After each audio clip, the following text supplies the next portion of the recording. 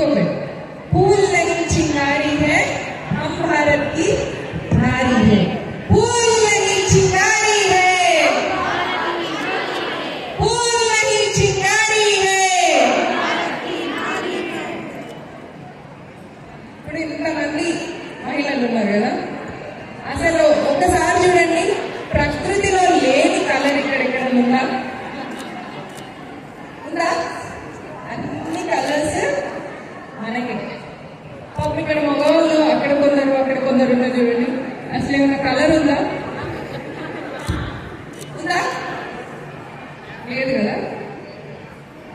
ఇప్పుడు మీకు ఇంట్లో చాలా సార్లు ట్యాప్ లీక్ అవుతుంది వాటర్ లీకింగ్ అట్లా అయినప్పుడు మీరు ఏం చేస్తారు మీరు పోయి దాన్ని ఫిక్స్ చేస్తారా పానాలు కటింగ్ ప్లేయర్లు బట్టి లేదా మీ ఆయన చెప్తారా ఎవరు చెప్తారు వాళ్ళ ఆయనకే చెప్తారు లీక్ అవుతుందని చెప్తే వచ్చి ఆయన ఫిక్స్ చేస్తారు ఫ్యాన్ ఒకవేళ తిరుగుతలేదు అనుకోండి అప్పుడు ఏం చేస్తారు మీరు వైఎస్సీ ఫిక్స్ చేస్తారా ఫ్యాన్ని ఏం చెప్తారు తనకి చెప్పేస్తారు నెక్స్ట్ మనం ఒక ఫంక్షన్కి వెళ్తున్నాం ఫంక్షన్కి వెళ్ళేటప్పుడు పాపం అక్కడ వాటర్ లీక్ అవుతున్నప్పుడు వాటర్ ఫిక్స్ చేసి ప్లంబర్ అయిపోయాడు ఫ్యాన్ పాడేయి కరెంట్ బల్బు రాకపోతే బల్బు ఫిక్స్ చేసి ఫ్యాన్ ఫిక్స్ చేసి ఎలక్ట్రీషియన్ అయిపోయింది ఫంక్షన్కి పోతున్నాం ఫంక్షన్కి పోయేటప్పుడు కార్ మనమే తోలుతామా ఆయనను తీసుకొని అక్కడ డ్రైవింగ్ ఇక డైమండ్ నెక్లెస్ మనం వేసుకుంటాము వాళ్ళు వేసుకుంటారు సో మరి డైమండ్ నెక్లెస్ వేసుకొని ఒంటి మీద 10-20 తులాల బంగారం వేసుకొని ఉట్టిగానే పోతామా పక్కన బాడీ గార్డ్ ఉండాలని వద్దా ఎవరు బాడీ గార్డ్ ड्राइवर आए प्लम्बर आए इलेक्ट्रिशियन आए बॉडी गार्ड आए इन అయినకోవడం వల్ల మనమే విక్టిమ్ కార్డ్ ప్లే చేస్తామా చేయమా యాక్చువల్గా విక్టిమ్ కార్డ్ ప్లే చేస్తుంది ఎవరు కదా దీన్నే ఆధ్యాత్మికంలో మాయ అంటుంది అంటే ఉన్నది లేనట్టు లేనిది ఉన్నట్టు చూపించదాన్ని మాయ అంటారు యాక్చువల్గా భారతదేశంలో భరతమాత అన్నారు కానీ భరతుడు భరత పిత అని అన్నారా అనలేదు ఎందుకంటే సనాతన ధర్మం అంటే హిందూ సంస్కృతి అంటేనే స్త్రీ ఆరాధన పద్ధతి ప్రకృతి ఆరాధన పద్ధతి మహిళల్ని మాత్రమే ఇక్కడ ముందట పెట్టే సంస్కృతి మనది సో మరి ఆ సంస్కృతిలో పుట్టిన మనం ఆటోమేటిక్గా అమ్మవారి స్వరూపంలో కూడా అయిపోతామా లేదా అందుకే అమ్మాయి పుట్టే లక్ష్మి అని అంటారు కదా బాగా చదువుకుంటే అమ్మాయిని ఏమంటారు సరస్వతి అంటారు అమ్మాయి పవర్ఫుల్ గా ఉందనుకోండి పాలిటిక్స్ లోనో దేనిలోనో రాక్ అయింది అప్పుడేమంటారు ఇప్పుడు శివయ్య అలంకరణతో ఉంటాడా అమ్మవారి అలంకరణతో ఉంటుందా అమ్మవారి అలంకరణతో ఉంటుంది మరి ఆమె దుష్ట సంహారానికి వెళ్తుంది శివుడు ఏంటి ఎప్పుడు ధ్యాన స్థితిలోనే ఉంటాడు అవునా పార్వతీదేవి పర్వతరాజుకి కూతురు అంటే ఒక రాజు కూతురు అంటే మనిషి ఆమె స్వయంగా పరమశివుని పెళ్లి చేసుకోవడం వల్ల ఆమె శక్తి బయటకు వచ్చింది ఆ శివుడికి అర్థం అంటే ఒక మహిళ ఎప్పుడైనా తన శక్తిని తెలుసుకోవడానికి బయటికి వెళ్ళింది అంటే ఆ మహిళ తప్పకుండా దుష్ట సంహారం చేసేంత శక్తి తనలో ఉంటుంది ఇప్పుడు నేను మాట్లాడుతున్నా ఇవన్నీ నాకు తెలుసు మీకు తెలీదు అని అనుకుంటున్నాను మీ డిఎన్ఏలో కూడా నేను చెప్పే కంటెంట్ ఇది నేను తెలుసుకొని చెప్తున్నాను మీరు ఇప్పుడు తెలుసుకుంటున్నారు అంతే డిఫరెన్స్ కాబట్టి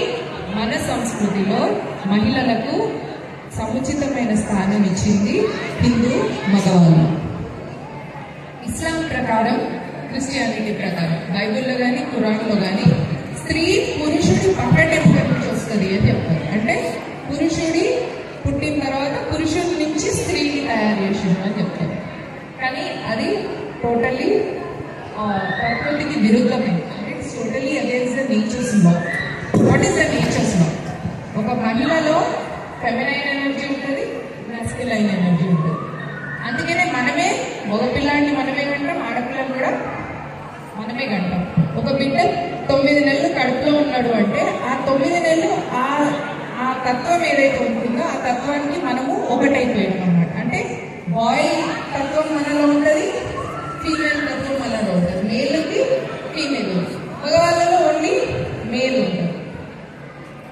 అంటే వాళ్ళ దాంట్లో ఫీమేల్ ఎనర్జీ ఉన్నా కూడా ఆ ఫెమినైన్ ఎనర్జీ వాళ్ళ నుంచి బయటికి రాదు. ఎందుకంటే ఆ తత్వం బయటికి వచ్చే స్కోప్ లేని తత్వం. మనది డబల్. అందుకనే మనమే ఝాన్సీ లక్ష్మీబాయిని కంట, మనమే ఛత్రపతి శివాజీని కనగలం. మరి ఇంత శక్తి ఉంది అంటే ఇన్ని ఎక్కువ కంఫర్ట్స్ ఉంది, ఎక్కువ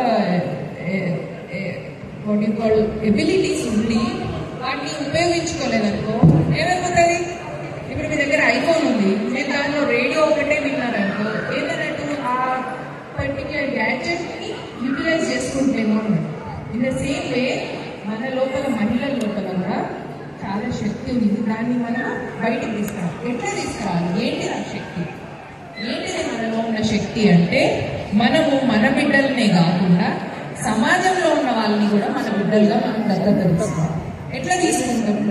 మన ఇంటి నుంచి గడప దాటి కొంచెం టైం మనం సమాజం కోసం ఇవ్వాలి. హిందూ సమాజం కోసం మనము పనిచేయాలి. రజాకర్లు మన మీద దౌర్జన్యాలు చేసినప్పుడు రెడ్డి, కమ్మ, కాపు, వెలమ, మాల, మాదిగ, బ్రాహ్మణ, వైశ్య అని చూసి చేయలేదు. వీడు హిందువా చదువు. బ్రిటిష్ ఈస్ట్ ఇండియా కంపెనీ భారతదేశం వచ్చినప్పుడు మన మీద అట్రాసిటీస్ జరిగినప్పుడు, మన మీద దౌర్జన్యాలు చేసినప్పుడు కూడా కమ్మ, కాపు, రెడ్డి, వెలమ, మాల, మాదిగ అని చూడలేదు. వీడు హిందువు, క్రిస్టియన్ కాదు, నాన్ క్రిస్టియన్, నాన్ ముస్లిం మనం వాళ్ళ దృష్టిలో. కానీ మనము కమ్మోళ్ళకేమైనా కాపోళ్ళకేమైనా అనుకుంటాం. దీని నుంచి మనం బయటకు వచ్చి మనము మన హిందూ సమాజం కోసం, మన దేశం కోసం, మన ధర్మం కోసం కొంచెం సమయం ఇవ్వాలి. వారంలో 2 గంటలు ఇస్తే సరిపోతుంది. మనకున్న ప్రాబ్లమ్స్ 3: బడి, గుడి, ఒడి. ఈ 3 కాపాడుకోవాలి. అంటే పిల్లలకు బడిలో మన సంస్కృతి సాంప్రదాయాల గురించి చెప్పకుండా సెక్యులరిజం చెప్పేసి నేర్పిస్తుంది. దాని నుంచి మనం బయటకు తీసుకొచ్చి వాళ్ళకు మన సంస్కృతి పట్ల గర్వంగా ఫీల్ అయ్యేవాళ్ళ. ఛత్రపతి శివాజీ మన ధర్మం కోసం ఎంత త్యాగం చేసింది, ఝాన్సీ లక్ష్మీబాయి మన ధర్మం కోసం ఎంత త్యాగం చేసింది అనే విషయాన్ని నేర్పించాలి. నెక్స్ట్ గుడి. గుడి మన దగ్గరలో ఒక గుడి ఉంటుంది, ఆ గుడికి మనం వెళ్తాం వస్తాం. ఆ గుడి మీద ఎవరైనా దౌర్జన్యం చేయడానికి వచ్చినప్పుడు మనం వెళ్ళి ఆ గుడికి రక్షణగా నిలబడగలగాలి. అంటే మన పిల్లల్ని ఆ గుడి కోసం నువ్వు నీ ఎనర్జీని మొత్తం పెట్టు అని చెప్పగలిగాలి. నెక్స్ట్ ఒడి. 3 ఆడపిల్ల. ఒడి అంటే ఒక ఆడపిల్ల.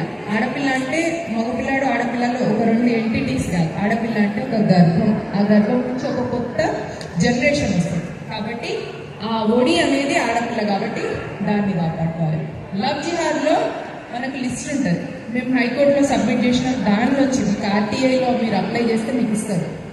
కోర్టుకు సబ్మిట్ చేసిన ఎవిడెన్సెస్ లో విత్ ప్రూఫ్ గా కోర్టులో ఏముంటుందంటే బ్రాహ్మణ అమ్మాయిని పెళ్లి చేసుకుంటే ఇన్ని లక్షలు, రెడ్ల అమ్మాయిని పెళ్లి చేసుకుంటే ఇన్ని లక్షలు, కమ్మ అమ్మాయిని పెళ్లి చేసుకుంటే ఇన్ని లక్షలు. అంటే ఒక్కొక్క అమ్మాయిని లవ్ జిహాద్ కింద పెళ్లి చేసుకొని మతం మార్చితే వాళ్ళకు ఇన్ని లక్షలు వస్తాయి అనేది. అందుకనే ఒడి అని చెప్తున్నాను. ఆ ఒడిని టార్గెట్ చేస్తున్నాం. ఈ 3ని మనము కాపాడుకోవాలి. ఈ 3ని మన పిల్లలకు మనము అందించగలగాలి. ఇది మగవాళ్ళు అందించలేరు. వాళ్ళు పొద్దున పోతే సాయంత్రం దాకా పని మీద ఉంటారు. వాళ్ళకి ఇవి చెప్పినా వాళ్ళు చెప్తే పిల్లలు వినరు.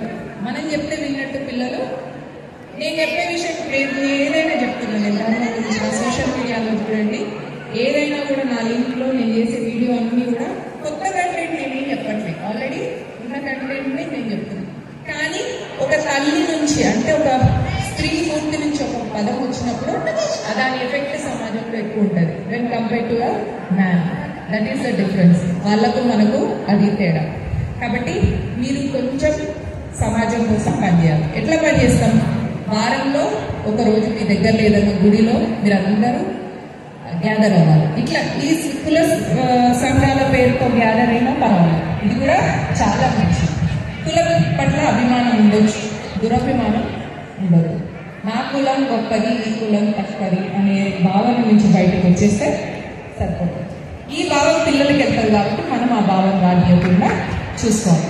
కులం పట్ల అభిమానం అనేది మంచిది. కులం తండ్రి లాగైతే ధర్మం అనేది తాతలాగా. మనం ఎక్కడికైనా పోయినాం అనుకోండి, పలానా వాళ్ళ మనవరాలు, పలానా వాళ్ళ మనవడు అంటారు. కొడుకు అని అంటే మనకి తెలియదు. ఎందుకు? తండ్రి లైఫ్ ఇంటుంటే తాత లైఫ్ ఉంటుంది. అట్లే మన హిందుత్వానికి, హిందూ ధర్మానికి ఉన్న స్కేల్ పెద్దది కంపేర్ టు మన క్యాస్ట్. కాబట్టి మన క్యాస్ట్ పట్ల మనం తండ్రితో ఉన్న అభిమానంతో ఉంటూ, మన ధర్మం పట్ల మనం పెద్ద అభిమానాన్ని పెంచుకొని, మన దేశం పట్ల మనం గర్వంగా ఫీల్ అయ్యి, ఈ దేశంలో పుట్టడం, అందులో హిందూగా పుట్టడం గురించినంత అదృష్టం ఇంకోటి లేదు అనే విషయం తెలుసుకోవాలి. మనం ఇట్లా హిందూ ఆడవాళ్ళం కాబట్టి ఇక్కడ గ్యాదర్ అయ్యాం. వేరే ఆడవాళ్ళు అయితే గ్యాదర్ అయ్యే ఛాన్స్ లేదు. లేదా మొత్తం నల్ల ముసుగేసుకోవాలా, ఒంటి నుంచి తల నుంచి దాకా, లేదా నువ్వు పురుషుడు పక్కటెనక నుంచి వచ్చినావు కాబట్టి పురుషుడికి సెకండ్ కేటగిరీ అన్నట్టుగా ఉంటాడు అట్లా. కాబట్టి మీరందరూ ధర్మం కోసం, దేశం కోసం నిలబడతారని నేను ఆశిస్తున్నా.